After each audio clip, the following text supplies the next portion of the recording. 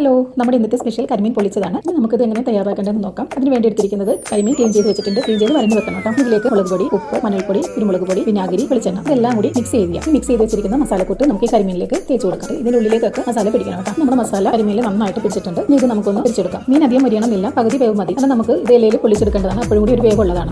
പകുതി വേവായിട്ടുണ്ട്. നമുക്ക് ഇതൊരു പാത്രത്തിലേക്ക് മാറ്റാം. ഇനി കരിമീൻ പൊളിക്കുന്നതിന് ആവശ്യമുള്ള മസാലകൾ തയ്യാറാക്കാം. സവാള, തക്കാളി, പച്ചമുളക് ഇത്ര സംഗതിയാണ് എടുത്തിരിക്കുന്നത്. ഇനി ഈ കൂട്ടിലേക്ക് ഇഞ്ചി വെളുത്തുള്ളി പേസ്റ്റ് കൂടെ ഇട്ട് കൊടുക്കാം. ഇതെല്ലാം കൂടി നമ്മൾ മീൻ പൊരിച്ച വെളിച്ചെണ്ണ തന്നെ വേണം ഇട്ട് വാട്ടാൻ വേണ്ടിയിട്ട്. നമുക്ക് ഇതിലേക്ക് ആവശ്യമുള്ള ഉപ്പിട്ട് കൊടുക്കാം. ഉപ്പിട്ട ശേഷം എല്ലാം കൂടി നന്നായിട്ടൊന്ന് ഇളക്കി കൊടുക്കാം. ഇനി ഇതിലേക്ക് ഒരു പിടി കറിവേപ്പിലയും കൂടി ചെറുതായിട്ട് അരിഞ്ഞിട്ട് കൊടുക്കാം. നമ്മുടെ സവാളയും തക്കാളിയൊക്കെ നന്നായിട്ട് വഴഞ്ഞു വന്നിട്ടുണ്ട്. ഇതിലേക്ക് മസാലപ്പൊടികൾ ഇട്ട് കൊടുക്കാം. മുളക് പൊടി, മഞ്ഞൾപ്പൊടി, കുരുമുളക് പൊടി എല്ലാം കൂടി നന്നായിട്ടൊന്ന് മിക്സ് ചെയ്യാം. മസാല റെഡി ആയിട്ടുണ്ട്. നമുക്കിത് വാഴയിലയിൽ പൊളിച്ചെടുക്കാം. മസാലക്കൂട്ട് ഇട്ട് കൊടുക്കാം. ഇനി ഇതിന്റെ മുകളിലേക്ക് പൊരിച്ച് വെച്ചിരിക്കുന്ന കരിമീൻ വെച്ച് കൊടുക്കാം. ഈ ഒരു തവ വെച്ചിട്ട് പൊളിച്ചെടുക്കാം. വാഴയിലയുടെ രണ്ട് സൈഡും വെളിച്ചെണ്ണ തൂവി കൊടുക്കണം കേട്ടോ. അപ്പോൾ നമ്മുടെ സ്വാദിഷ്ടമായ കരിമീൻ പൊളിച്ചത് റെഡി ആയിട്ടുണ്ട്. മസാലയൊക്കെ നന്നായി പിടിച്ചിട്ടുണ്ട്. നിങ്ങൾ എല്ലാവരും ട്രൈ ചെയ്ത് നോക്കണം. എല്ലാവർക്കും മറ്റൊരു വീഡിയോയിൽ കാണുന്നവരെയും ടാറ്റാ.